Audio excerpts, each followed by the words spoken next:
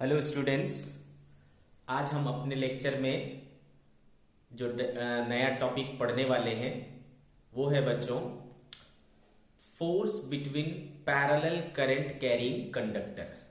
अगर दो parallel current carrying conductor को है ना आमने सामने रख दोगे, मीन्स दो करंट कैरिंग कंडक्टर को अगर पैरेलल टू ईच अदर रख दोगे तो वो एक दूसरे पर क्या करते हैं, फोर्स लगाते हैं। कितना लगाते हैं उस चीज को आज हम लोग अपने लेक्चर में कवर करेंगे।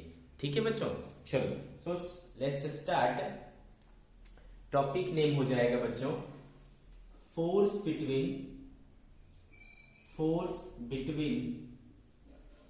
Parallel current carrying infinitely long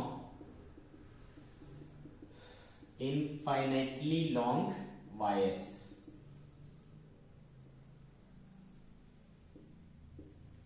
ठीक है बच्चों, तो हमारा टॉपिक है क्या आज का, force between parallel current carrying infinitely long wire. ठीक है बच्चों, तो चलो अपन ने क्या किया, दो वायर ले लिए। ठीक है, एक वायर लिया और ये दूसरा वायर लिया। ये क्या है बच्चों, इंफिनिटी तक गया है। ये भी क्या हुआ है, इंफिनिटी तक गया है। ठीक है, इसमें सपोज करंट गया ऊपर की तरफ और इसमें मैग्नीट्यूड ऑफ करंट फ्लो क्या है, I1। सिमिलरली इसमें मैग्नीट्यूड ऑफ करंट फ्लो क्या है, I2। और इसके बीच की जो डिस्टेंस है वो है सपोज D। इसके बीच की डिस्टेंस क्या है, D है। तो बच्चों हमने जैसा कि सीखा है, हमारा जो चैप्टर स्टार्ट हुआ था तभी हमने सीखा था मैग्नेटिक इफेक्ट ऑफ करंट। क्या होता है मैग्नेटिक इफेक्ट ऑफ करंट, कि जब एक करंट कैरिंग कंडक्टर होता है, यानी एक कंडक्टर जिसमें करंट फ्लो हो रहा हो, उसके चारों तरफ क्या होता है, मैग्नेटिक फील्ड बनता है। क्लियर है ये बात। तो बच्चों ये करंट कैरिंग कंडक्टर है, इसके चारों तरफ फील्ड बनेगा। ये भी करंट कैरिंग कंडक्टर है, इसके चारों तरफ भी क्या होगा, फील्ड बनेगा। यानी इसके फील्ड में ये है और इसके फील्ड में ये है। आई क्या बात समझ में। This wire is inside the field of this wire and this wire is inside the field of this wire. ठीक है, एक दूसरे के फील्ड में दोनों वायर हैं। क्लियर है। फिर हमने एक टॉपिक पढ़ा कि अगर किसी मैग्नेटिक फील्ड में एक करंट कैरिंग वायर को रख दो तो उसके ऊपर फोर्स लगता है, जिसके लिए हमने क्या फॉर्मूला पढ़ा, IL क्रॉस B, है ना। Force experienced due to current carrying conductor क्या होता है बच्चों, I into L cross B। तो बच्चों इसके फील्ड में ये है तो इसके ऊपर क्या होगा, फोर्स लगेगा, क्योंकि ये क्या है, करंट कैरिंग कंडक्टर है। सिमिलरली ये इसके फील्ड में है ना। ठीक है, इसके फील्ड में ये है तो इसके ऊपर भी फोर्स लगेगा। आई क्या बात समझ में। तो चलो देखते हैं कि कितना लगेगा। ठीक है बच्चों, सपोज इसकी वजह से यहां पर फोर्स निकालते हैं, तो बताओ इसकी वजह से यहां पर फील्ड क्या होगा। तो बच्चों फील्ड का डायरेक्शन पहले देखो, है ना। थंब को रखा तो ये किधर होगा, अंदर की तरफ। तो यहां पर जो फील्ड होगा वो क्रॉस फील्ड होगा। इसकी वजह से फील्ड निकाल रहा हूं तो मैं बोलूंगा फील्ड B1, है ना। 1 की वजह से है तो B1 क्या होता है बच्चों, इनफाइनाइट वायर की वजह से क्या होता था formula, mu nought I by 2 pi D, है ना। I कौन सा, I1। तो इसके वजह से यहां पर फील्ड कितना है, mu nought I1 upon 2 pi D। इतना फोर्स है। अब इस फील्ड में, सॉरी इतना फील्ड है, इस फील्ड में ये वाला करंट कैरिंग वायर रखा हुआ है। जब किसी फील्ड में एक करंट कैरिंग वायर होता है तो उसके ऊपर क्या लगता है, फोर्स लगता है। कितना फोर्स लगता है बच्चों, तो हमारे पास फॉर्मूला है I into L cross B, या फिर BIL sine theta, BIL sine theta. इसमें से थीटा कौन सा एंगल होता था बच्चों, करंट एलिमेंट और मैग्नेटिक फील्ड के बीच का एंगल, L वेक्टर और B वेक्टर के बीच का एंगल। तो L का डायरेक्शन करंट का डायरेक्शन होता है, तो करंट इधर जा रहा है बच्चों और फील्ड अंदर है, तो L क्रॉस B करोगे बच्चों तो देखो थंब का डायरेक्शन किधर आ रहा है, इस तरफ आ रहा है। तो इस पर जो फोर्स लगेगा, है ना, इस पर जो फोर्स लगेगा उसका डायरेक्शन किधर होगा, इस तरफ होगा, यानी अट्रैक्टिव फोर्स लग रहा है। ठीक है। फोर्स निकालने का दूसरा भी तरीका बताया था, है ना, ये वाला रूल है ना, लेफ्ट हैंड रूल। तो इसको क्या करते थे, फील्ड इसको किस तरह रखते थे, फील्ड की डायरेक्शन में। फील्ड अंदर है बच्चों, करंट ऊपर है, तो देखो फोर्स किधर लग रहा है, लेफ्ट साइड में, थंब के डायरेक्शन में। तो इस साइड क्या हो रहा है, फोर्स लग रहा है। कितना लगेगा बच्चों, BIL sin थीटा। अच्छा अब सवाल उठता है थीटा कितना है बच्चों, तो देखो करंट इधर जा रहा है, करंट इधर जा रहा है और फील्ड किधर है, अंदर की ओर। तो एंगल कितना है, 90 डिग्री है। 90 डिग्री तो साइन 90 क्या हो जाएगा, 1 हो जाएगा। साइन 90 1 हो जाएगा। तो ये B इंटू आई कौन सा है, B कौन सा है, 1 का, और I कौन सा है, I2 है ना, और लंबाई सपोज क्या है, L है। सो F जो लगा बच्चों वो आया कितना, B1 कितना था, mu not into I1 by 2 pi D into, है ना, I2 इंटू L। ठीक है, तो F बराबर आया, अच्छा L को अगर इधर ले आऊं तो F by L equals to क्या हो जाएगा, mu nought I1 I2 by 2 pi D। This is what, force per unit length. किसका एक्सप्रेशन हुआ ये, फोर्स पर यूनिट लेंथ का एक्सप्रेशन हुआ। ठीक है, तो force experienced per unit length कितना हो जाएगा बच्चों, mu not into I1 I2 by 2 pi D। ये आपका क्या हो गया बच्चों, फॉर्मूला हो गया। लेकिन ये फॉर्मूला आपको फोर्स दे रहा है, नहीं, फोर्स पर यूनिट लेंथ दे रहा है। तो इसका यूनिट क्या हो जाएगा बच्चों, newton per metre. Force per unit length दे रहा है तो न्यूटन पर मीटर इतना फोर्स लगेगा। और अभी क्या लग रहा है, अट्रैक्टिव लग रहा है। सिमिलर केस में अब की बार क्या कर सकते हो बच्चों, इसकी वजह से यहां फील्ड निकालो और इस फील्ड में इसके ऊपर फोर्स निकालो। तो आप क्या फाइंड करोगे कि इसके ऊपर भी सेम फोर्स लग रहा है बट इन अपोजिट डायरेक्शन। ठीक है, बट इन अपोजिट डायरेक्शन मतलब क्या होगा, दोनों वायर एक दूसरे को क्या करेगा, अट्रैक्ट करेगा। दोनों वायर एक दूसरे को अट्रैक्ट करेगा और फॉर्मूला दोनों के लिए क्या होगा, सेम ही होगा, mu nought I1 I2 by 2 pi D। इतने इक्वल एंड अपोजिट फोर्स से दोनों वायर एक दूसरे को अट्रैक्ट करेगा। तो ध्यान रहे बच्चों, मैग्नीट्यूड कितना होगा दो पैरेलल वायर्स के बीच में, mu nought I1 I2 by 2 pi D, force per unit length. लेकिन डायरेक्शन क्या होगा, if current is flowing in same direction, अगर सेम डायरेक्शन में करंट फ्लो हो रहा होगा, चाहे ऊपर हो या चाहे नीचे हो, सेम डायरेक्शन में फ्लो कर रहा होगा तो एक दूसरे को क्या करेगा, अट्रैक्ट करेगा। और अगर अपोजिट डायरेक्शन में फ्लो कर रहा है, एक ऊपर और दूसरा नीचे जा रहा है, तब फिर एक दूसरे को रिपेल करेगा। ठीक है बच्चों, समझ आ रहा है आपको, अट्रैक्टिव होगा या रिपल्सिव होगा, क्लियर है। तो बच्चों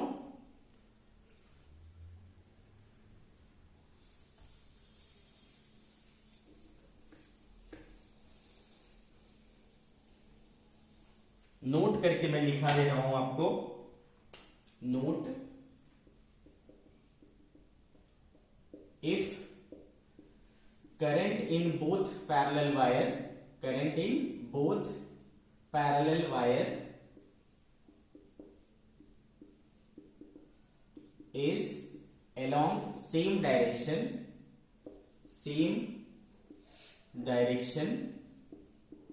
then nature of force is attractive। ठीक है बच्चों, and if current flow in opposite direction,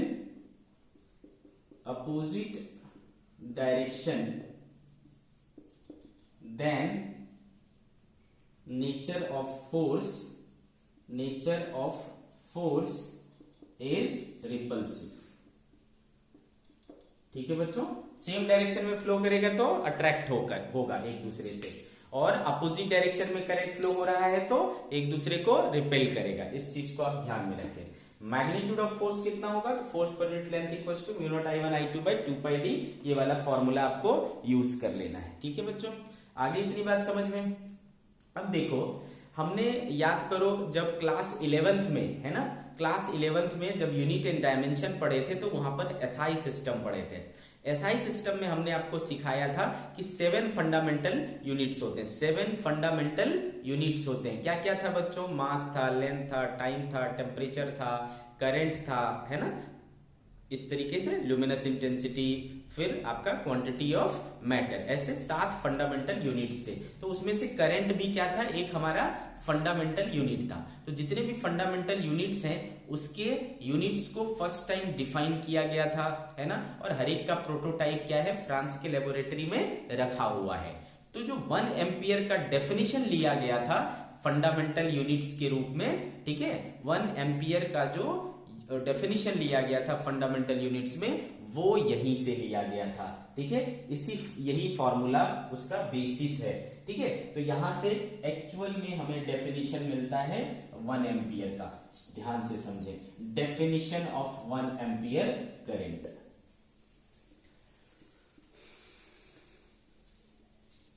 definition of 1 ampere current.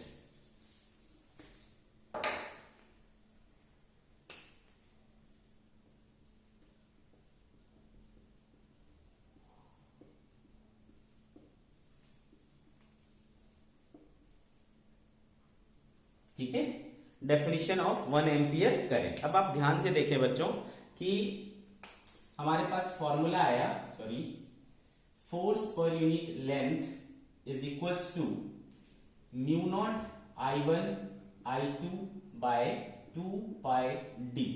आया बच्चों, ये फॉर्मूला हुआ।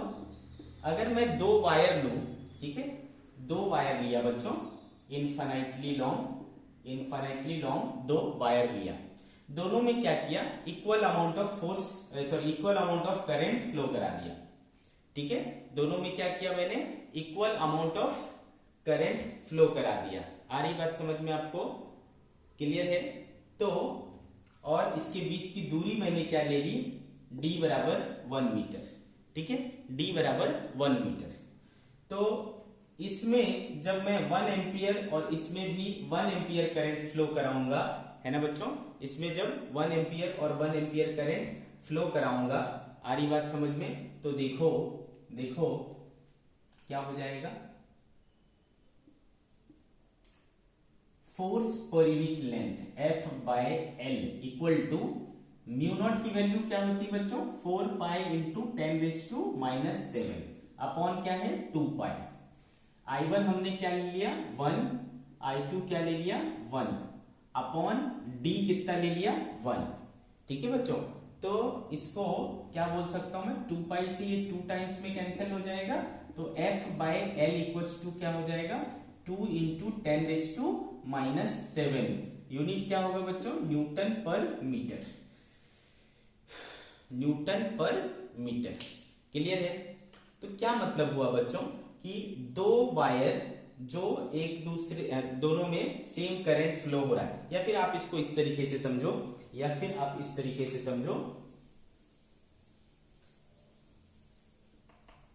कि मान लो, है ना, इसमें और इसमें क्या हो रहा है? इक्वल करंट फ्लो कर रहा है। 2 वायर ले लिया हमने, दोनों वायर में क्या हो रहा है? इक्वल करंट फ्लो कर रहा है, I और I, ठीक है। आगे बात समझ में? हमको क्या करना है? इनके बीच में दूरी क्या रख देना है? 1 मीटर। इनके बीच की दूरी कितना रख देना है? 1 मीटर। और करंट तब तक वेरी करे, है ना, करंट को तब तक वेरी कर दे जब तक कि फोर्स पर यूनिट लेंथ कितना हो जाए? 2 इंटू 10⁻⁻7 न्यूटन पर मीटर हो जाए। फोर्स पर यूनिट लेंथ इनके बीच में कितना हो जाए? 2 इंटू 10⁻7 न्यूटन मीटर। तो देयरफॉर इसके बदले क्या आ जाएगा? 2 इंटू 10⁻7, है ना बच्चों, इक्वल टू क्या हो जाएगा? Mu not bye 4 pi, sorry, mu naught bye 2 pi, D क्या ले रखा है हमने? 1, और ये क्या हो जाएगा? I1 into I2, sorry, I into I। आ रही क्या बात समझ में बच्चों? I into I। तो यहां पर, हाँ, यहां पर म्यू नॉट की वैल्यू क्या हो जाएगी? 2 into 10⁻⁻7 equals to 4 pi into 10⁻⁻7 upon 2 pi, है ना, आई का स्क्वायर। क्लियर है? तो 2 पाई से 2 टाइम्स में, फिर ये 2 कैंसिल हो जाएगा, 10⁻⁻1 और 10⁻⁻1 कैंसिल हो जाएगा, तो आई स्क्वायर बराबर 1 आएगा। देयरफॉर आई इक्वल्स टू क्या हो जाएगा, 1 एम्पियर। तो हम लोग इसको कैसे डिफाइन कर सकते हैं? हम इसको इस तरीके से डिफाइन कर सकते हैं कि इफ टू लॉन्ग वायर्स, ठीक है, if two long wires carrying equal current in same direction placed at 1 metre attracts each other with a force of 2 into 10⁻⁻7 Newton per meter, then we call that the current flowing in each conductor is equal to 1 ampere। ठीक है, इस तरीके से अपन 1 ampere current को define करते हैं। ठीक है, कैसे बच्चों, मैं आपको लिख देता हूं statement. If two long wires, जब मैं लॉन्ग वायर बात करता हूं, जब मैं लॉन्ग वायर लिखता हूं तो इसका मतलब होता है इनफाइनाइटली लॉन्ग वायर। इसका मतलब होता है infinitely long wires. If two long wires carrying equal current in same direction, ठीक है, are placed parallel to each other at unit distance, ठीक है। If two long wires carrying equal current in same direction are placed parallel to each other at unit distance and attracts each other with a force of 2 into 10⁻⁻7 Newton per meter, 2 into 10⁻⁻7 Newton per meter, then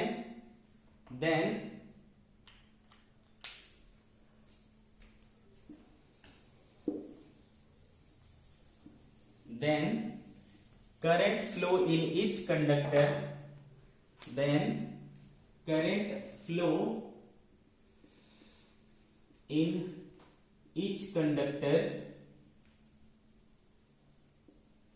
is said to be 1 ampere। ठीक है बच्चों, क्या बोला? If two long wires carrying equal current in same direction are placed parallel to each other at unit distance and they attract each other with a force of 2 into 10⁻⁻7 Newton per meter, then we say that current in each conductor is flowing 1 ampere। From here we draw the definition of 1 ampere, which is the SI unit of current, which is a fundamental unit। आ गई बात समझ में? तो इस तरीके से अपन क्या करते हैं भाई, 1 एम्पियर करंट को डिफाइन करते हैं। क्लियर है? आपको ये बोर्ड पॉइंट ऑफ व्यू से काफी इंपॉर्टेंट है। बोर्ड में आपको पूछा जाता है कि कैसे हम लोग 1 एम्पियर करंट को डिफाइन कर सकते हैं। तो this is the way how we can define. Understood? Plus आपको इसका डेरिवेशन भी आता है ना, कि दो पैरेलल कंडक्टर के बीच में कितना फोर्स लगेगा, इसका डेरिवेशन करो। प्लस इसके ऊपर आपके न्यूमेरिकल्स भी होते हैं, कॉम्पिटिटिव में, नॉर्मल में, है कि नहीं। प्लस कॉम्पिटिटिव में ये पूछा जाएगा कि कब नेचर अट्रैक्टिव होगा, कब रिपल्सिव होगा। जब सिमिलर डायरेक्शन में होगा तो करंट दोनों एक दूसरे को अट्रैक्ट करेंगे, और जब अपोजिट डायरेक्शन में होगा तो दोनों एक दूसरे को रिपेल करेंगे। आई क्या बात समझ में आपको? ओके, चलो। तो बच्चों ये थी बात force between two parallel wires. Now moving on to our next topic, which is solenoid।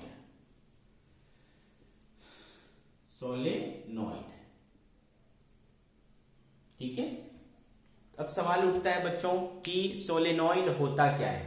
ठीक है, सोलेनॉइड क्या होता है?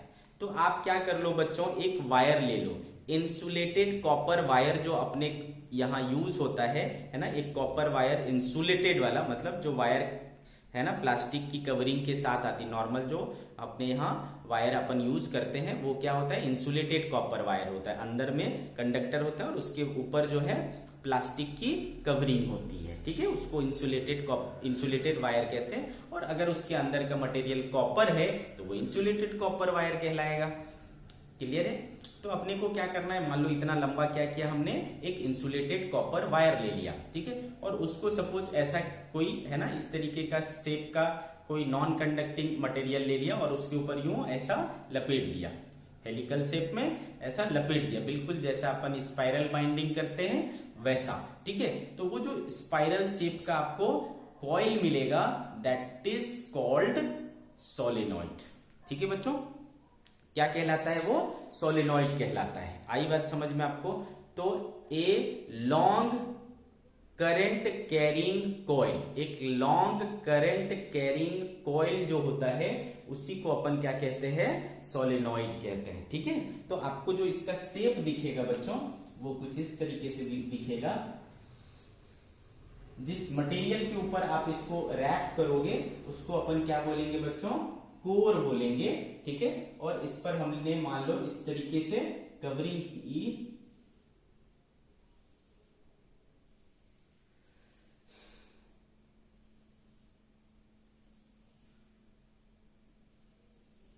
ठीक है, इस तरीके से। तो ये जो तैयार होगा बच्चों लॉन्ग कॉइल। ठीक है, ये लॉन्ग कॉइल, कॉइल मतलब क्या होता है भाई, एक होता है लूप जिसमें सिंगल फेरे होंगे तो लूप हो गया, उसमें कई सारे फेरे हैं तो क्या हो गया, कॉइल हो गया। तो अगर एक के ऊपर एक के ऊपर एक के ऊपर एक है तो क्या होगा, लेंथ नहीं आएगा। लेकिन अगर मैंने इसको ऐसा ऐसा ऐसा ऐसा ऐसा किया है तो इसमें लंबाई आएगा। ठीक है, तो इसको बोलते हैं अपन बच्चों सोलेनॉइड। आ गई बात समझ में, व्हाट इज सोलेनॉइड? सोलेनॉइड क्या है बच्चों, long current carrying coil is known as solenoid. ठीक है, चलो इसका डेफिनेशन लिख लेते हैं। A long current carrying coil is known as solenoid, is known as solenoid। ठीक है बच्चों, तो दिस इज द डेफिनेशन। इसमें क्या होना चाहिए बच्चों, करंट फ्लो होना चाहिए, तो इसमें यूं करंट फ्लो हो रहा है। ठीक है, ओके, आ रही बात समझ में आपको? तो भाई ये हमने बना लिया सोलेनॉइड। अब सोलेनॉइड जो होता है बच्चों, सोलेनॉइड जो होता है वो क्या करता है, मैग्नेटिक फील्ड प्रोड्यूस करता है। करना भी चाहिए, क्यों? क्योंकि देखो ये जो टर्न्स हैं वो इस तरीके से सर्कुलर लूप बना रहे हैं। तो याद करो हमने देखा था कि एक अगर सर्कुलर लूप है, एक सर्कल है जिसमें करंट फ्लो हो रहा है, तो वो क्या करता है, मैग्नेटिक फील्ड प्रोड्यूस करता है ना। और अपन इसको रूल यूज करते थे भाई, क्लॉकवाइज इस तरीके से फ्लो हो रहा है तो थंब के डायरेक्शन में फील्ड का डायरेक्शन होगा, या इस तरीके से फ्लो हो रहा है तो थंब के डायरेक्शन में फील्ड होगा। ये चीज हमने देखा था। आ रही बात समझ में आपको? ठीक है, तो यहाँ पर हर एक लूप जो है वो क्या करेगा, फील्ड प्रोड्यूस करेगा। तो ऐसे जितने भी लूप्स हैं आप देखोगे गौर से अगर, तो हर एक में क्या हो रहा है बच्चों, देखो यूं करंट फ्लो हो रहा है, तो हर एक में करंट का डायरेक्शन क्या है, सेम ही है। तो हर एक का मैग्नेटिक फील्ड इस तरफ, हर एक का मैग्नेटिक फील्ड इस तरफ, तो वो एक दूसरे को क्या करता चला जाएगा, एड अप करता चला जाएगा। ठीक है बच्चों, ये इस तरीके से एड अप करता चला जाएगा, तो एक स्ट्रॉन्ग मैग्नेटिक फील्ड अपने को मिलता है। क्या मिलता है, एक स्ट्रॉन्ग मैग्नेटिक फील्ड मिलता है। तो दैट मीन्स कि एक सोलेनॉइड जो है वो मैग्नेटिक फील्ड प्रोड्यूस करता है। तो हाउ मच, ठीक है, हाउ मच मैग्नेटिक फील्ड और सोलेनॉइड विल प्रोड्यूस। ठीक है, इस सवाल का जवाब ढूंढना है अपने को। ठीक है, चलो देखते हैं। तो अगला जो हमारा टॉपिक होगा बच्चों वो है magnetic field due to a solenoid.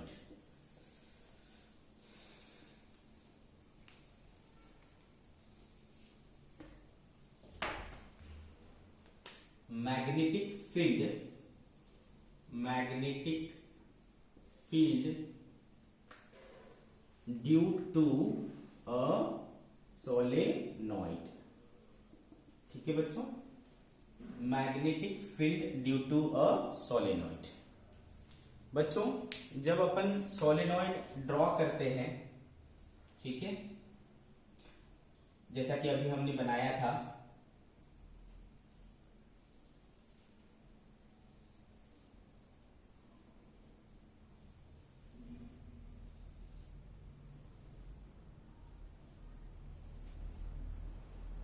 ठीक है, इस तरीके से अगर हमने बनाया, क्लियर है, सोलेनॉइड, तो जितनी लंबाई हुआ इस सोलेनॉइड की, जितनी भी लंबाई हुई, suppose this is length L, ठीक है, दिस इज लेंथ एल, तो इसमें क्या है, आप काउंट कर सकते हो कि 1 फेरे, 2 फेरे, 3 फेरे, 4 फेरे, 5 फेरे, 6 फेरे, है ना, कितने टर्न्स हुए वो आप काउंट कर सकते हो भाई।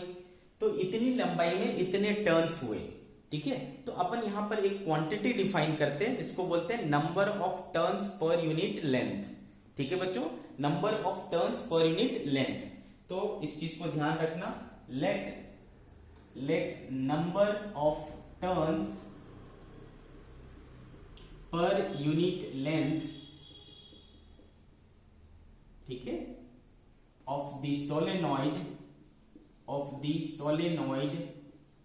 इज स्मॉल एन, ठीक है। Number of turns per unit length को क्या हमने डिफाइन नाम दिया, स्मॉल एन। दैट मींस कि मान लो इसमें टोटल नंबर ऑफ टर्न्स कितने हो, एन हो, तो स्मॉल एन की वैल्यू क्या होगी, n by l into n. ये चीज समझ में आया आपको, ठीक है। तो ये चीज आपको याद रखना है कि स्मॉल एन का मतलब क्या होता है, स्मॉल एन का मतलब होता है number of turns per unit length, ठीक है। वो हमारा इस तरीके से, ये क्या है, नंबर ऑफ टर्न्स है, ये इतनी लेंथ है उस सोलेनॉइड की, और ये जो क्वांटिटी मिली that is number of turns per unit length. आई बात समझ में। अब अगर आप एक चीज देखो बच्चों, अगर मैं यहां से देखूं कि इसमें करंट इस तरीके से फ्लो हो रहा है ना, तो देखो ये इसके पीछे साइड से जाएगा और इधर सामने साइड से आ जाएगा, फिर इधर इस पीछे साइड से जाएगा और सामने साइड से आ जाएगा, फिर ये पीछे से यहां जाएगा और सामने से आ जाएगा। तो आप क्या देखोगे, हर इस पॉइंट से क्या हो रहा है, करंट बाहर आ रहा है, और इस पॉइंट से करंट क्या हो रहा है, अंदर जा रहा है। इस पॉइंट से बाहर, इस पॉइंट से अंदर, तो बाहर वाले को डॉट दिखाता हूं, अंदर वाले को क्रॉस दिखाता हूं। तो एक्चुअल में ये बहुत पास पास होते हैं, तो एक ही जगह पर पड़ेगा बच्चों, है ना। तो यहां से बाहर, यहां से अंदर, यहां से बाहर, यहां से अंदर, बाहर अंदर, ठीक है। इस तरीके से आपको करंट का डायरेक्शन समझ में आएगा, क्लियर है बच्चों। इस तरीके से आपको करंट का डायरेक्शन समझ में आएगा, ओके। अब अगर मैं ऐसा करूं, कि इसकी वजह से मुझे क्या निकालना है, मैग्नेटिक फील्ड निकालना है, ठीक है। इसकी वजह से मुझे क्या करना है, मैग्नेटिक फील्ड निकालना है, ठीक है। तो लेट्स सी,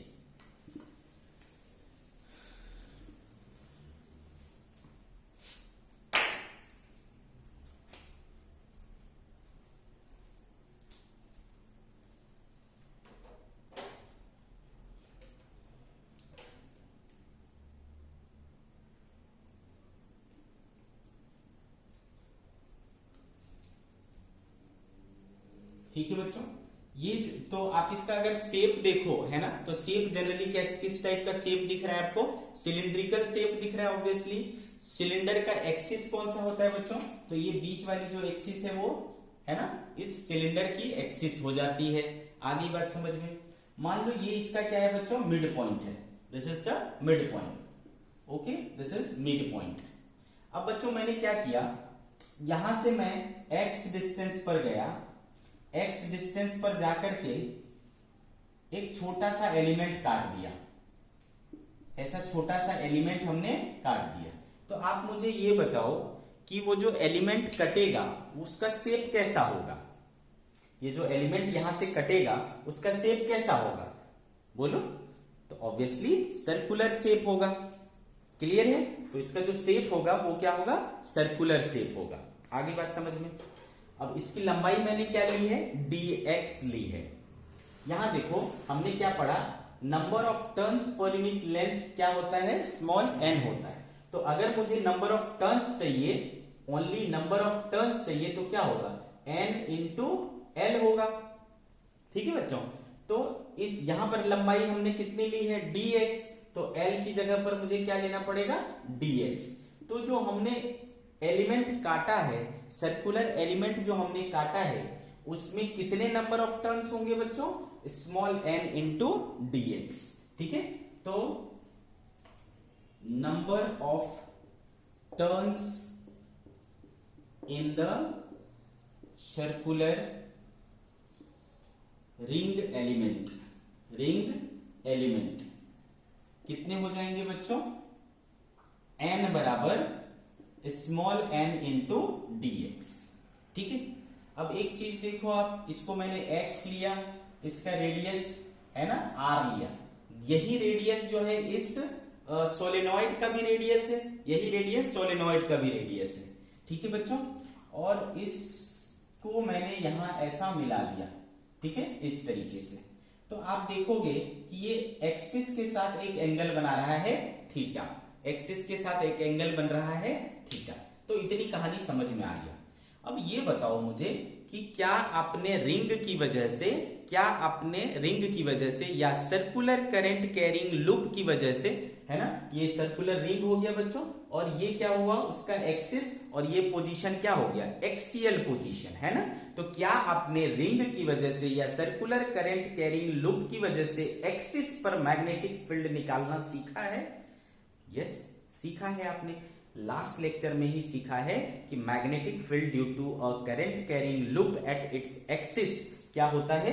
देखो ये चीज हमने देखा था, क्योंकि magnetic field due to a current carrying circular loop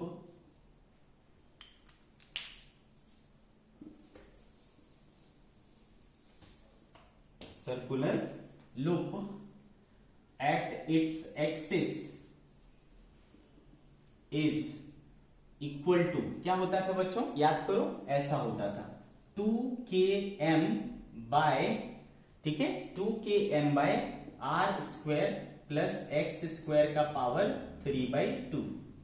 याद है आपको, 2km by are square plus x square का पावर, या हमने वहां पर d लिया था तो d स्क्वायर आया था, यहां पर x लिया है तो एक्स स्क्वायर आया। ठीक है, r square plus x square का पावर 3/2।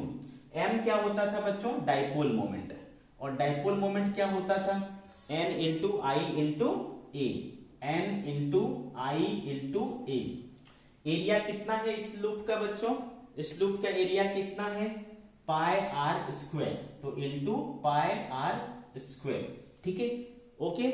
और k की वैल्यू कितनी होती है, k की वैल्यू होती है म्यू नॉट बाय 4 पाई, तो म्यू नॉट बाय 4 पाई। तो ऐसा एक्सप्रेशन था बच्चों, है ना। तो ये चूंकि एक एलिमेंट की वजह से आया है तो एक छोटा सा फील्ड हुआ dB, ठीक है, छोटा सा फील्ड हुआ dB।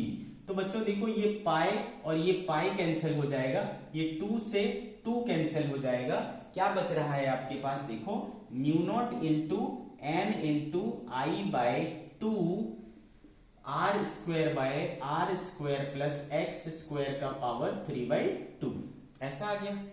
अब यहां से देखो नंबर ऑफ टर्न्स कितने हैं, स्मॉल n इंटू dx, यहां निकाल चुके हम कि कितने नंबर ऑफ टर्न्स होंगे, तो स्मॉल n इंटू dx। तो इसके बदले क्या रख सकते हैं, तो म्यू नॉट इंटू n रख सकते हैं इंटू dx, ये कैपिटल N के बदले I r square by 2 r square plus x square का पावर 3/2।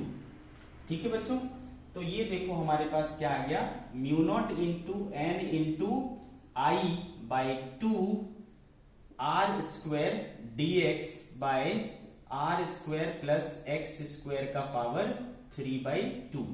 ये आया मैग्नेटिक फील्ड ड्यू टू क्या, एक एलिमेंट की वजह से। क्या आया, एक एलिमेंट की वजह से आया। इतनी कहानी समझ में आ गई होगी आपको। ठीक है बच्चों, अब अपन क्या कर सकते हैं, अगर मान लो मैं ये करूं,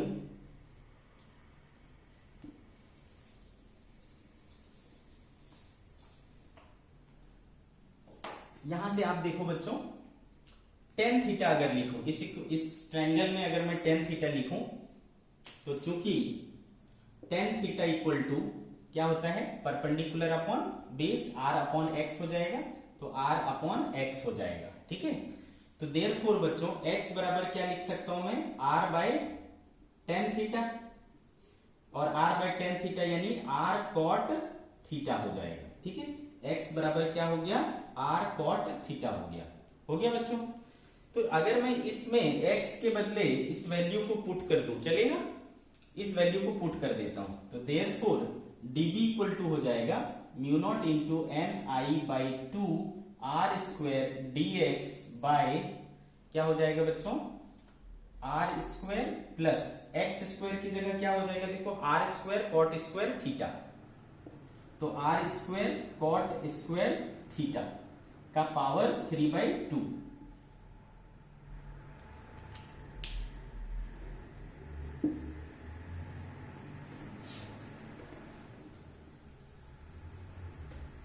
क्या हो जाएगा बच्चों, क्या था formula, dB equals to mu not into N into I by two R square D x by are square plus x square के बदले क्या हो जाएगा, r square cot square theta, ठीक है, का पावर 3/2 ऐसा हो जाएगा। क्लियर है बच्चों। मैं अब क्या कर रहा हूं, mu not into N into I by two, ठीक है, mu not into N into I by two, और ये हो जाएगा आपका r square D x by, यहां से मैं आर स्क्वायर को कॉमन ले सकता हूं बच्चों, आर स्क्वायर को कॉमन ले लूंगा और उस पर पावर क्या है 3/2, तो ये क्या हो जाएगा, आर क्यूब हो जाएगा क्या, ये क्या हो जाएगा, आर क्यूब। तो बचा कितना बच्चा, 1 प्लस कॉट स्क्वायर थीटा 3/2, कितना बचेगा, 1 प्लस कॉट स्क्वायर थीटा 3/2 ऐसा बच जाएगा। ठीक है, अच्छा, तो देखो ये आर स्क्वायर और ये इसमें से आर स्क्वायर कैंसिल हो जाएगा, तो क्या बचेगा, mu not into N into I by two dx by 2r बचाना, 2r dx बाय, आपको पता ही होगा बच्चों कि 1 प्लस कॉट स्क्वायर थीटा क्या होता है, 1 प्लस कॉट स्क्वायर थीटा होता है कॉसेक स्क्वायर थीटा, तो इसके बदले अपन क्या लिख सकते हैं, कॉसेक स्क्वायर थीटा, और पावर क्या है 3/2। ठीक है, तो देखो अब आपको क्या मिल रहा है, mu not into N I by two r dx by, इसको क्या करोगे तो ये हो जाएगा कॉसेक क्यूब थीटा। ठीक है, तो ये dB बराबर एक्सप्रेशन जो है थोड़ा सिंप्लीफाई होकर के ऐसा आ गया। ठीक है, अब देखो अगर मैं बोलूं कि ये जो अपने पास आया हुआ है टेन थीटा इक्वल्स टू, चूंकि टेन थीटा इक्वल्स टू क्या आया था, r बाय एक्स आया था ना, यहां देखो tan theta equals to r by x आया था, तो मैं इसको क्या लिख सकता हूं, x बराबर r cot थीटा, है ना, x बराबर r cot थीटा। इसको क्या करो, दोनों साइड पार्शियल डिफरेंशिएशन कर दो, तो ये क्या हो जाएगा बच्चों dx, और ये क्या r तो कांस्टेंट है, cot थीटा का क्या होता है बच्चों, cot थीटा का क्या होता है differentiation, minus cosec square theta, तो minus cosec square theta d theta, तो dx इक्वल टू हो गया minus r cosec square theta d theta, what is minus r cosec square theta d theta. Clear है, आपको बात समझ में आ रही है। ठीक है, तो ऐसा आ गया। अब अपन क्या कर सकते हैं बच्चों, इस dx को इस dx से रिप्लेस कर सकते हैं, इस dx को इस dx से रिप्लेस कर देंगे तो हमें एक नया एक्सप्रेशन मिलेगा। चलो समझते हैं, कितना आ जाएगा, देखो बच्चों dB equals to mu not into N into I by two r into dx के बदले क्या रख लूंगा, minus r cosec square theta d theta upon cosec cube theta. ठीक है, ऐसा आ गया, ये r और ये r कैंसिल हो गया बच्चों, कॉसेक स्क्वायर थीटा से ये कैंसिल हो जाएगा, क्या बचेगा अपने पास mu naught N I by 2, है ना। एक कॉसेक थीटा ऊपर जाकर के क्या बन जाएगा, कॉस से साइन थीटा बन जाएगा, और यहां पर माइनस, तो minus sine theta D theta, minus sine theta D theta. ये आ रहा है आपका डीबी का रिलेशन, ये आ रहा है आपका डीबी का रिलेशन। ओके बच्चों, बट हमें जो ये मिला है फील्ड, वो किसके वजह से मिला है, only due to this element. ठीक है, अगर मुझे पूरे सोलेनॉइड की वजह से निकालना है तो मुझे क्या करना पड़ेगा बच्चों, इंटीग्रेट करना पड़ेगा। क्या करना पड़ेगा, इंटीग्रेट करना पड़ेगा। तो कहां से कहां तक इंटीग्रेट करेंगे, तो उसके लिए देखना पड़ेगा कि आप इंटीग्रेशन किसके रिस्पेक्ट में किए हो। तो आप थीटा के रिस्पेक्ट में इंटीग्रेट किए हो तो लिमिट कहां से रखना पड़ेगा, थीटा के रिस्पेक्ट में रखना पड़ेगा। तो what will be the limit of theta, तो ये मान लो ये कहां तक गया है भाई, बहुत दूर तक गया है। ये एंड भी कहां तक गया है, बहुत एंड तक गया है। तो आपको क्या करना है बच्चों, पहला एलिमेंट कहां मिलेगा, यहां मिलेगा, तो ये वाला एंगल लेना पड़ेगा। ठीक है, इसको मान लो क्या बोलता हूं मैं, इसको बोलता हूं थीटा 2। क्या बोलता हूं बच्चों, थीटा 2। और आखिरी एलिमेंट कहां बनेगा, इधर कहीं, इस लास्ट उस पर। और आपको एंगल किधर से लेना है, इसी रेफरेंस से लेना है। तो अब की बार एंगल क्या हो जाएगा बच्चों, ये हो जाएगा। इसको क्या ले लिया मैंने, मान लो थीटा 1, इसको मैंने क्या ले लिया, थीटा 1। आगे बात समझ में, तो अपने को इंटीग्रेट करना पड़ेगा थीटा 2 से लेकर के थीटा 1 तक, थीटा 2 से लेकर के थीटा 1 तक इसको इंटीग्रेट कर देना पड़ेगा।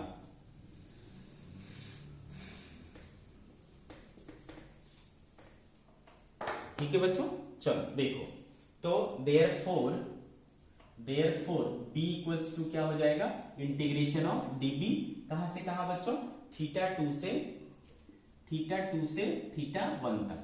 कहां से कहां तक, थीटा 2 से थीटा 1 तक। तो चलो कर देते हैं भाई, इंटीग्रेशन db कितना था, minus mu naught N I by 2 sine theta D theta, theta 2 से थीटा 1 तक। क्लियर है कहानी आपको।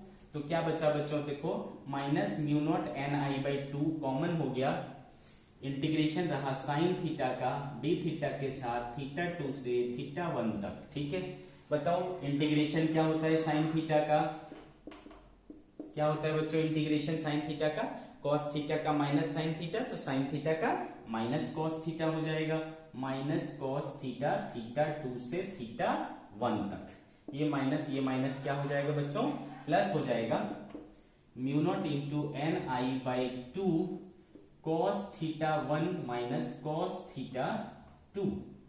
ये आया आपका मैग्नेटिक फील्ड का formula due to a solenoid. आई क्या बात समझ में बच्चों, magnetic field due to a solenoid कितना हो जाएगा, mu naught N I by 2 cos theta 1 minus cos theta 2। आपको बस ये ध्यान रखना है कि हमको थीटा 1 और थीटा 2 किसको एज्यूम करना है। थीटा 2 हुआ इस एंड का एक्स एक्सिस के साथ, और थीटा 1 क्या हुआ इस एंड का एक्स एक्सिस के साथ। ठीक है, एक्स एक्सिस से कंपेयर करना है, बस इतना आप ध्यान रखना, एक्स एक्सिस से आपको एंगल को कंपेयर करना है। So this is the formula of magnetic field due to a solenoid. Okay बच्चों, ये कब है, जब आपका लेंथ क्या है, फाइनाइट है, for finite solenoid, finite solenoid, solenoid क्या है, फाइनाइट लेंथ का है। क्लियर है, तब ये वाला चीज आया। ओके, अब इसमें अपन क्या कर सकते हैं बच्चों, केस ले सकते हैं, है ना, इसमें अपन केस मान सकते हैं, कुछ स्पेशल केस मानेंगे।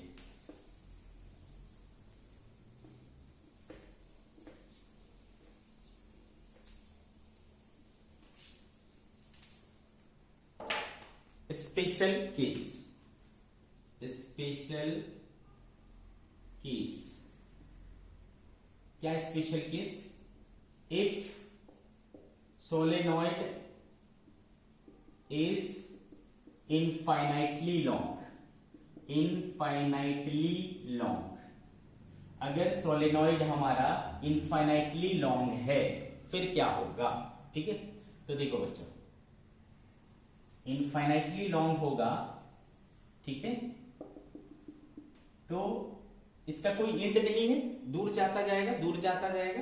तो आप देखो बच्चों, जितना दूर जाओगे, है ना, ये एंगल उतना छोटा होता चला जाएगा, है ना, जितना दूर जाओगे ये एंगल छोटा होता चला जाएगा। फाइनली जब बहुत दूर जाएंगे तो ये थीटा टेंड्स टू क्या हो जाएगा, 0 डिग्री हो जाएगा। आ रही बात समझ में? ये वाला एंगल क्या हो जाएगा, 0। इधर वाला एंगल अपन ने क्या लिया था बच्चों, थीटा 2 लिया था क्या, है ना, तो इधर वाला एंगल अपन ने थीटा 2 लिया था, तो थीटा 2 जो टेंड्स टू हो जाएगा वो क्या हो जाएगा, 0, ठीक है। थीटा 2 जो है वो टेंड्स टू क्या हो जाएगा, 0। अब बात करते हैं थीटा 1 की, तो थीटा 1 किधर लिए थे बच्चों, इस तरफ, ठीक है। तो ये वाला एंगल देखो, जैसे जैसे दूर जाएंगे, ये चूंकि इनफाइनाइट जाना है तो ये बहुत दूर जाएगा, तो इस तरफ बहुत दूर जाएंगे तो ये एंगल और बढ़ता हो जाएगा, बढ़ता जाएगा, बढ़ता जाएगा, और थीटा 1 टेंड्स टू क्या हो जाएगा, 180 डिग्री, ठीक है। थीटा 1 क्या हो जाएगा बच्चों, 180 डिग्री। तो in case of long solenoid यानी infinitely long solenoid, theta 2 tends to क्या हो जाएगा, 0 डिग्री, और थीटा 1 क्या हो जाएगा, 180 डिग्री। तो चूंकि आपके पास फॉर्मूला है b equals to mu not into N into I by 2, है ना, cos theta 1 minus cos theta 2, ऐसा आ जाएगा, है कि नहीं बच्चों। तो mu not into N into I by 2, cos theta 1 क्या हो जाएगा, cos 180 कितना होता है बच्चों, -1, माइनस cos 0 क्या होता है बच्चों, 1, तो क्या हो गया, -2, तो -2 और 2 कैंसिल हो जाएगा, इधर क्या आ जाएगा, माइनस, तो minus mu naught n into I, ठीक है बच्चों। तो मैग्नीट्यूड वाइज b बराबर क्या होगा, mu not into N into I. Magnitude इसका कितना होगा, mu not into N into I. तो यहां पर माइनस से अपने को मतलब नहीं है, क्योंकि माइनस डायरेक्शन दिखाने के लिए है, और डायरेक्शन अपन डायरेक्टली डिसाइड कर सकते हैं। कैसे डायरेक्शन डिसाइड कर सकते हैं बच्चों, bye knowing the direction of flow of current. अगर अपने को फ्लो ऑफ करंट पता है तो बस जो अपन रूल यूज किया करते थे, अगर मान लो इसमें करंट क्या हो रहा है, क्लॉकवाइज बह रहा है, तो इस तरीके से बेंड करेंगे, जो थंब का डायरेक्शन होगा वही फील्ड का डायरेक्शन होगा।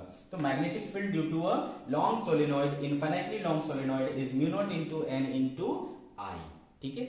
जिसमें म्यू नॉट आपको समझ में आता है क्या होता है भाई, permittivity of free space, small n क्या है, number of turns per unit length, और आई क्या है, मैग्नीट्यूड ऑफ करंट है, मैग्नीट्यूड ऑफ करंट है। तो आपसे अगर पूछा जाता है कि एक सोलेनॉइड की जो मैग्नेटिक फील्ड है वो किस किस बात पर डिपेंड करता है, तो पहला हो गया बच्चों number of turns per unit length, है ना, ये ज्यादा होगा तो फील्ड क्या होगा, ज्यादा होगा, तो जितने ज्यादा नंबर ऑफ टर्न्स होंगे उतना स्ट्रॉन्ग फील्ड वो बनाएगा। दूसरा क्या है, करंट, करंट जितना स्ट्रॉन्ग होगा उतना ज्यादा स्ट्रॉन्ग मैग्नेटिक फील्ड बनेगा, because they are directly proportional, ठीक है। म्यू नॉट, अच्छा आपको जैसा कि पता है कि म्यू नॉट के साथ हमेशा क्या होता है, म्यू आर होता है, म्यू नॉट के साथ हमेशा क्या होता है, म्यू आर होता है। जैसा कि एप्सिलॉन नॉट के साथ हमेशा एप्सिलॉन आर हुआ करता था, वैसा ही म्यू नॉट के साथ हमेशा म्यू आर होता है। लेकिन जब इसके बीच में एयर होगा तो म्यू आर की वैल्यू 1 होगी, तो ये क्या बचेगा, mu not into N into I बचेगा। तो so this expression is valid only for the air cored solenoid. Air cored solenoid क्या मतलब हुआ, एयर कोर्ड मैंने क्या बोला, जो बीच का पार्ट है वो क्या है, एयर, बीच का पार्ट जो है उसको कोर कहते हैं। तो अगर वो कोर वाला पार्ट क्या है, खाली है, वहां हवा है, तो वो एयर कोर्ड सोलेनॉइड हो गया। और उस समय मैग्नेटिक फील्ड का फॉर्मूला क्या हो जाएगा, mu not into N into I. But अगर उसमें कोई मीडियम भर देंगे, आयरन लगा दिया, सॉफ्ट आयरन लगा दिया, या ऐसा कुछ भी मटेरियल लगा दिया, उसके ऊपर वायर को लपेटा, तो फिर वहां पर क्या हो जाएगा, इसके साथ म्यू आर इंक्लूड हो जाएगा। और म्यू आर इंक्लूड हो जाएगा तो जैसा कि आपको पता है कि म्यू आर क्या होता है बच्चों, मीडियम पर डिपेंडेंट है। तो जैसा मटेरियल यूज करेंगे वैसा म्यू आर होगा और वैसा मैग्नेटिक फील्ड होगा। आई क्या बात समझ में। तो ये magnetic field due to solenoid किस किस फैक्टर पर डिपेंड किया, मीडियम ऑफ द कोर या मटेरियल ऑफ द कोर, दूसरा number of turns per unit length, और तीसरा मैग्नीट्यूड ऑफ करंट। ये 3 फैक्टर पर आपका magnetic field due to a solenoid depend करता है बच्चों। आगे बात समझ में, इन 3 फैक्टर्स पर आपका magnitude of magnetic field depend करता है। तो अगर आपको मैग्नेटिक फील्ड को स्ट्रॉन्ग करना है तो इनमें से कोई भी एक चीज को बढ़ा सकते हो या सभी को बढ़ा सकते हो, जैसा भी आपको अच्छा लगे। क्लियर है बच्चों? तो ये हो गया इनफाइनाइटली लॉन्ग सोलेनॉइड के लिए कितना आया, mu not into N into I. Okay, और आप एक चीज ध्यान रखना,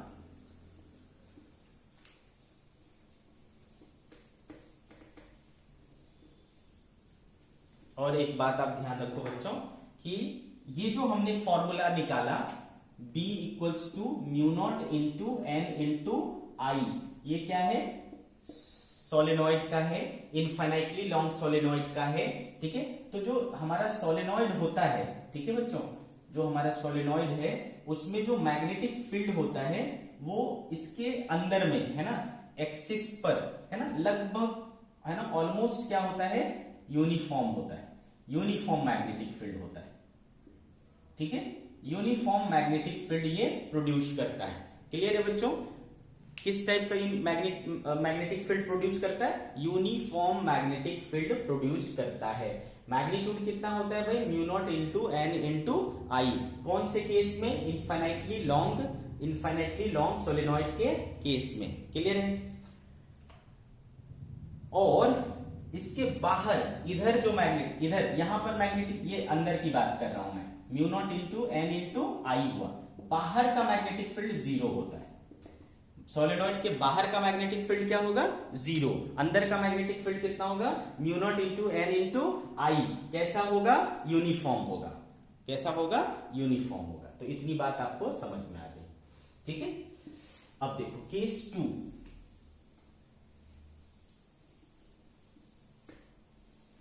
केस 2,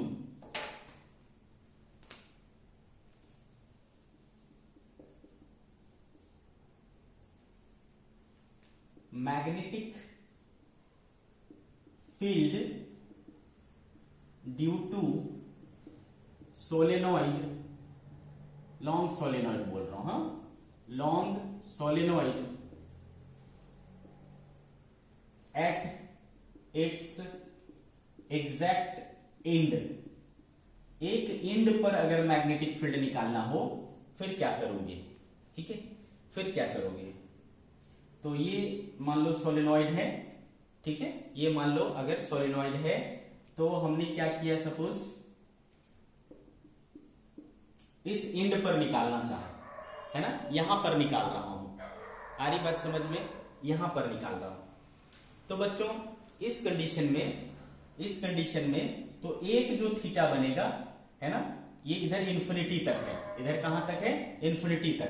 तो ये कितना हो जाएगा बच्चों, थीटा 2 लिया था ना, ये क्या हो जाएगा, जीरो, है ना, थीटा 2 क्या हो जाएगा, जीरो।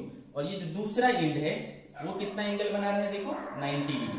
तो थीटा 1 कितना हो गया, 90 डिग्री। आगे बात समझ में? तो आपका बस लिमिट चेंज हो गया। लिमिट चेंज हो जाने से देखो आपको क्या मिला, mu not into N into I by 2 क्या था बच्चों, cos theta 1 minus cos theta 2। तो कॉस थीटा 1 कितना है, 90 डिग्री। तो कॉस 90 क्या हो जाता है, cos theta 1 minus cos theta 2 था। तो mu not into N into I by 2 cos theta 1 यानी कॉस 90 जीरो हो गया, और माइनस कॉस 0 क्या हो जाएगा बच्चों, 1। तो क्या बचा आपके पास, minus mu not into N into I by 2। ठीक है, बी इक्वल्स टू, तो बी इक्वल्स टू आया minus mu not into N I by 2।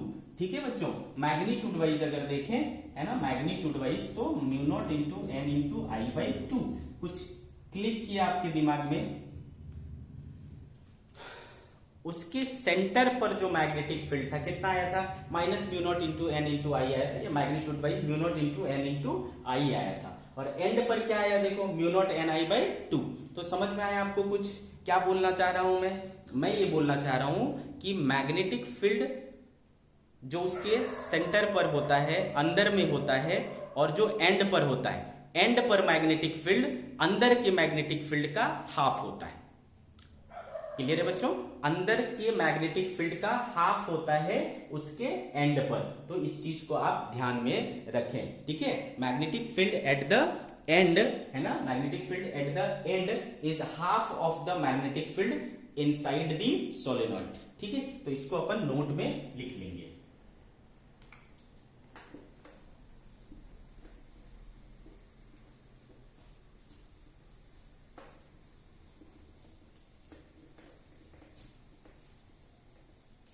ठीक है बच्चों, note magnetic field due to long solenoid at its end is half of the ठीक है बच्चों, its end is half of the magnetic field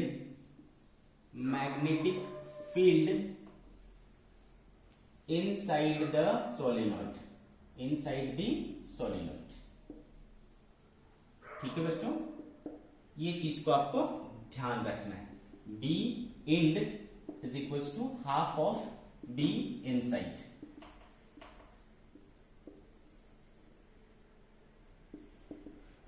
ठीक है, तो अगर आपको फाइनाइट सोलेनॉइड हो तो we will use formula B equal to mu not into N into I by 2 cos theta 1 minus cos theta 2। This is for finite solenoid. ठीक है, finite solenoid के लिए अपन इसको यूज करेंगे, और इनफाइनाइट सोलेनॉइड के लिए we will use directly mu not into N into I. ठीक है, और फॉर इंड है ना, इनफाइनाइटली लॉन्ग है और इंड है, तो क्या हो जाएगा बच्चों, B equals to mu not into N into I by 2। तो ये तीन एक्सप्रेशन हमारे लिए इंपॉर्टेंट है, ये तीन एक्सप्रेशन हमारे लिए इंपॉर्टेंट है। आ रही बात समझ में बच्चों? तो अब जो ये डेरिवेशन आज का दिखा हमारा है ना, आज का जो डेरिवेशन था वो काफी क्या लग रहा है, कॉम्प्लिकेटेड लग रहा है, कठिन लग रहा है। ठीक है बच्चों, तो अपने को ये वाला जो डेरिवेशन है इससे कोई मतलब नहीं है। आई क्या बात समझ में? दो चीजें हैं, एक बोर्ड पॉइंट ऑफ व्यू से और एक कॉम्पिटिटिव पॉइंट ऑफ व्यू से। बोर्ड पॉइंट ऑफ व्यू से, बोर्ड पैटर्न के अकॉर्डिंग है ना, आपको पूछा जाता है कि फाइंड द या derive the expression for magnetic field due to a solenoid. तो बच्चों ये वाला जो मेथड था, इस मेथड से अपने को नहीं करना है। ठीक है, एग्जाम में इस मेथड को यूज नहीं करना है। एग्जाम में जो हम मेथड यूज करेंगे, आगे चल करके अपन एम्पियर सर्किटल लॉ पढ़ेंगे, उसके बेसिस पर सोलेनॉइड की वजह से मैग्नेटिक फील्ड कैलकुलेट करेंगे, और वो मेथड बहुत सिंपल होता है, लेकिन वो जो मेथड होता है, सवाल उठेगा ना, फिर आप बोलोगे सर तो फिर इसकी जरूरत ही क्या थी पढ़ाने की? इसकी जरूरत इसलिए है क्योंकि जो एम्पियर सर्किटल लॉ वाला मेथड है वो सिर्फ अपन किस में लगाते हैं, लॉन्ग सोलेनॉइड के केस में लगाते हैं, यानी इनफाइनाइटली लॉन्ग सोलेनॉइड के केस में लगाते हैं। लेकिन यहां से अपने को क्या मिला, finite as well as infinite के लिए मिला। तो यहां से अपन जो है सिर्फ और सिर्फ एक्सप्रेशन याद करेंगे, mu naught N I by 2 cos theta 1 minus cos theta 2। ठीक है, तो अगर हमें फाइनाइट सोलेनॉइड वाला प्रॉब्लम मिलेगा तो भी अपन सॉल्व कर पाएंगे यहां से। ठीक है, तो डेरिवेशन के पीछे मत भागना, है ना। इसका जो रिजल्ट आया है, ये वाला रिजल्ट और ये वाला रिजल्ट, ये तीनों रिजल्ट हमारे लिए इंपॉर्टेंट है। Derivation is not so important for us. ठीक है, neither for theory point of view or board point of view, nor for competitive point of view, but these results are very important. तो इन results को use करना है अपने को जहां भी जरूरत पड़ेगा। ठीक है बच्चों, तो आज का जो लेक्चर था वो हम आज यहीं समाप्त करते हैं। ओके, नेक्स्ट लेक्चर में हम लोग एम्पियर सर्किटल लॉ पढ़ेंगे। ठीक है, और उसका एप्लीकेशन। नेक्स्ट लेक्चर में हम लोग क्या पढ़ेंगे, Ampere circuital law and its application. ठीक है बच्चों, तो till then tata bye bye.